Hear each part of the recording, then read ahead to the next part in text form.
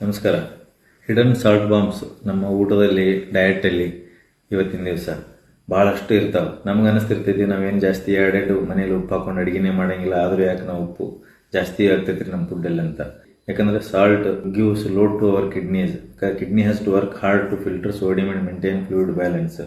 But consuming too much salt often unknowingly can overwhelm our kidney function, increase the blood pressure, edema in especially kidney patients. ನಿಮಗೆಲ್ಲ ಗೊತ್ತಿರಬೇಕು, ಹಳೆ ಕಾಲದಲ್ಲಿ ನಾವು ಉಪ್ಪಿನ ಗಡಿಗೆಯಲ್ಲಿ ಎಲ್ಲಾನು ಸ್ಟೋರ್ ಮಾಡಿ ಇಡ್ತಿದ್ವಿ. ಮುಂಚೆ ರೆಫ್ರಿಜರೇಟರ್ ಇರಲಿಲ್ಲ. ಅಂದರೆ ಯಾವುದೇ ನಮ್ಮದು ಕುಕ್ಡ್ ಫುಡ್ಡು ನಾವು ಸ್ಟೋರ್ ಮಾಡಿ ಅಥವಾ ಡ್ರೈ ಮಾಡಿ ಪ್ಯಾಕ್ಡ್ ಮಾಡಿದ್ರೆ ಅಂದರೆ ಅದರಲ್ಲಿ ಸಾಲ್ಟ್ ಜಾಸ್ತಿ ಇದ್ದೇ ಇರ್ತೈತಿ. ಬಟ್ ನಮಗೆ ತಿನ್ನೋ ಮುಂದೆ ಅಷ್ಟು ಸಾಲ್ಟ್ ಹತ್ತಲಿಲ್ಲ ಅಂದ್ರೆ ಸಹಿತ ಅದರಲ್ಲಿ ಸಾಲ್ಟ್ ಕಂಟೆಂಟ್ ತುಂಬ ಜಾಸ್ತಿ ಇರ್ತೈತಿ. ಯಾವ ಫುಡ್ಡಪ್ಪ ನಾವು ಒಟ್ಟು ಅವಾಯ್ಡ್ ಮಾಡಬೇಕು ಅಥವಾ ರಿಸ್ಟ್ರಿಕ್ಟ್ ಮಾಡ್ಬೇಕಂದ್ರೆ ಪಾಪಡ್ಸು, ಪ್ಯಾಕ್ಡ್ ಸ್ನ್ಯಾಕ್ಸು, ಆಮೇಲೆ ಪಿಕ್ಕಲ್ಸು ಮತ್ತೆ ನೂಡಲ್ಸು. ನಾನೊಂದು ಪೇಷಂಟ್ ಹೇಳ್ತಾ ಇದ್ರು, ಹೊಟ್ಟೆ ಬ್ಲಡ್ ಪ್ರೆಷರ್ ಕಂಟ್ರೋಲೇ ಆಗ್ತಿರ್ಲಿಲ್ಲ. ಅವ್ರು ಹೇಳ್ತಾ ಇದ್ರು, ನಾನು ನಾರ್ಮಲಿ ಊಟ ಮಾಡ್ತೀನಿ, ಬಟ್ 2 ದಿವಸಕ್ಕೆ 3 ದಿವಸಕ್ಕೆ ನೂಡಲ್ ಮಾಡ್ಕೊತೀನಿ. ಬಟ್ ನೂಡಲ್ ನಾ ಮನ್ಯಾಗ ಏನೂ ಹಾಕಂಗಿಲ್ಲ, ಬರೀ ನೀರು ಬಾಯ್ಲ್ ಮಾಡ್ತೀನಿ. Noodles has a very high salt content, ಇವೊಂದು it doesn't taste to tongue. ಅದಕ್ಕೆ processed foods we have to avoid, fresh foods we have to eat to avoid this salt bomb in your diet.